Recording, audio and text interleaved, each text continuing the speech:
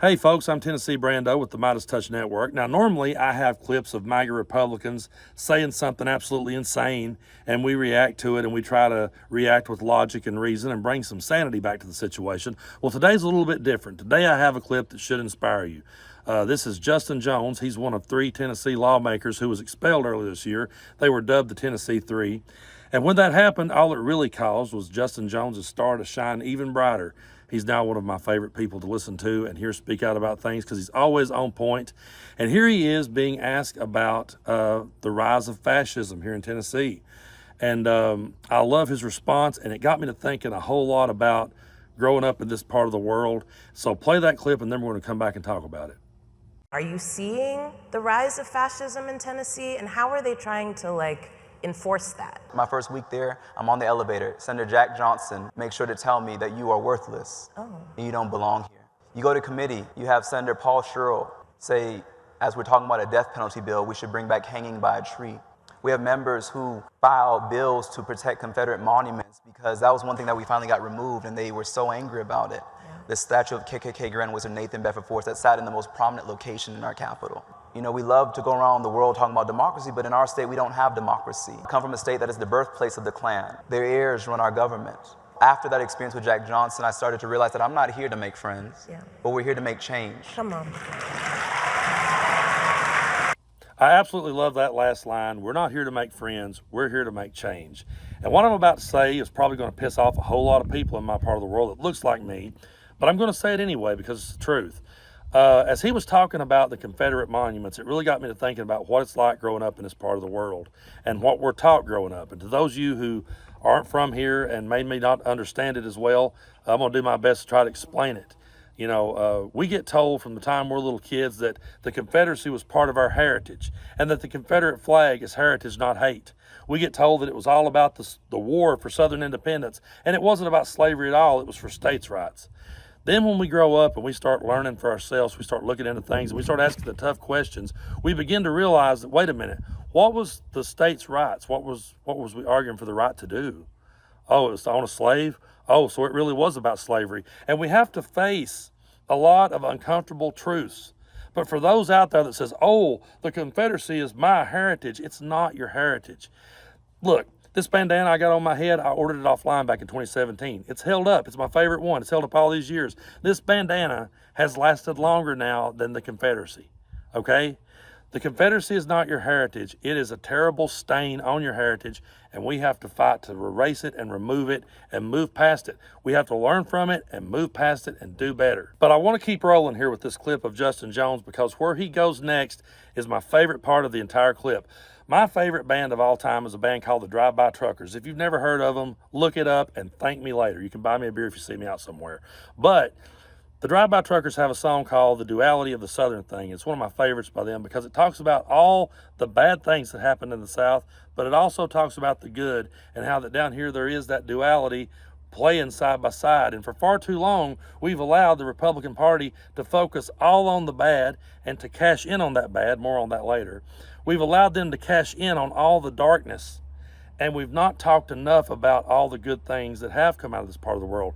Watch this clip when Justin Jones begins to point out that, hey, yeah, there's a lot of fascism here in Tennessee, but Tennessee is also the home of the Nashville student movement. It's also the home of Diane Nash and John Lewis. Check this clip out. It's great. You'll love it. Even some of my Democratic colleagues, there's a timidity there. Even when I got expelled, they said, go up and apologize, and then maybe they won't expel you. This is what our leadership told us. Wow. I said, you know who needs to apologize as a speaker to these families, to these young people. That's right. And so one thing I learned when we fight fascism, because it is fascism, it's one-party rule, is that we cannot bow down. Tennessee is the birthplace of the Klan, but it's also the birthplace of the Nashville student movement. There will be no civil rights movement without Nashville. We are the city of Diane Nash, of John Lewis, of Bernard Lafayette. We are the city of students who said we're going to continue the freedom rise after the buses were bombed in Anna said we are the state where that continued. And so we come from this duality of white supremacy, but we're also the state where Ida B. Wells challenged lynchings. We're also the state of Highlander folks, but we're also the state of the Clinton Nine. I mean, we have a powerful legacy, and so we're grounded in that. And that's what we see when we go into the Capitol. And so these fascists, yes, they rule our state. We have one party rule. We don't allow dissent because everyone said, how was it to be expelled? What were you thinking? I said, it was just another day in the Tennessee General Assembly. Because we were not allowed to speak in committee. We're not recognized on the floor. We're not treated as equal members. I got ruled out of order more than any member had been ruled to that point. Because when they shut off my microphone, I kept talking. And as you saw, when they shut off our microphone, I pulled out a megaphone out of my pocket. You know, folks, I have to be dead honest with you here. The whole reason why I picked this clip of Justin Jones is because so many times when news breaks out of Tennessee, it's pretty embarrassing. And as a Tennessean, it's getting harder and harder to say to outsiders, hey, y'all come back.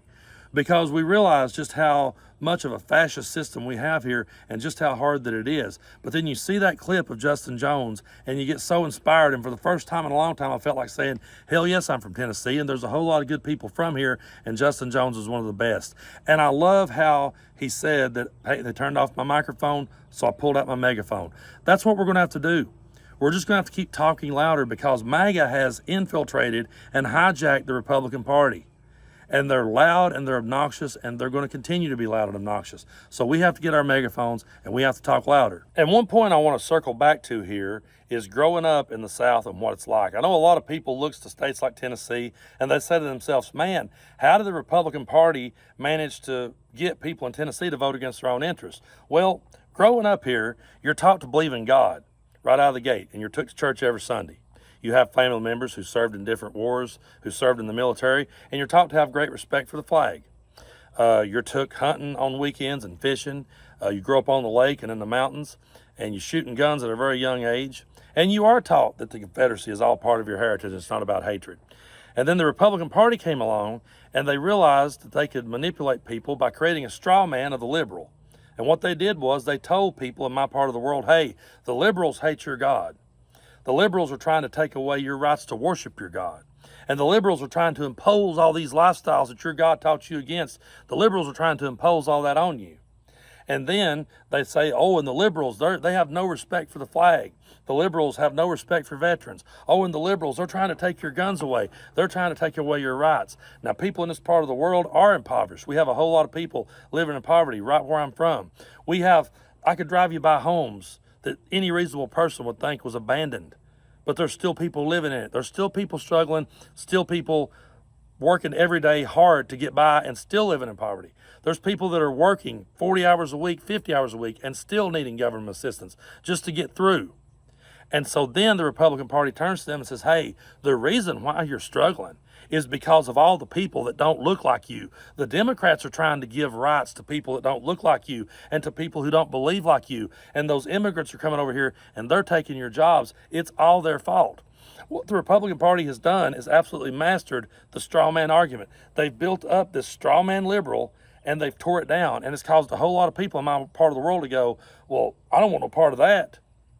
And I can see where people could get sucked into it. Luckily for me, I had an uncle and a mom and a dad who raised me and taught me how to tell when people are talking down to me and when people are exploiting our heritage, when people are exploiting where we come from, when people are exploiting who we are. And that's what the Republican Party did. And as long as I have a megaphone, I will always be pointing that out, that they built up a straw man and they convinced a lot of people in this part of the world to vote against their own interests. And it's sad. But what people like me have to realize, we have to come to grips with a lot of uncomfortable truths. We have to face up to a lot of uncomfortable realities. And we also have to realize that these people, just because they was telling you that they had your best interests at heart, they didn't. They never have. You want to talk about that? They love to make the argument about Democratic ran cities. What about Mitch McConnell's Kentucky? You want to have a conversation about that? Do you want to have a conversation about all the times he let Kentucky down? Do you want to have a conversation about all the times Tennessee got let down and ended up the way we are? The Republican Party has never had this part of the world's best interest at heart. They just exploited the worst part of this part of the world for their own political gain. So as long as we can, we have to keep grabbing a hold of that megaphone and talking louder because we're having to talk against a bunch of insane people. But folks, you could keep hitting that subscribe button here on MeidasTouch. Let everyone know about us. Share these videos, pass them around. And remember, take out your megaphone and talk louder because the other side's always going to be loud and we got to talk above that and we got to rise above that. Thanks to people like Justin Jones leading the way I believe we can do that. So until next time, I'm Tennessee Brando. You keep tuning in. I'll keep telling you the truth. Hey Midas Mighty, love this report? Continue the conversation by following us on Instagram at MeidasTouch to keep up with the most important news of the day. What are you waiting for? Follow us now.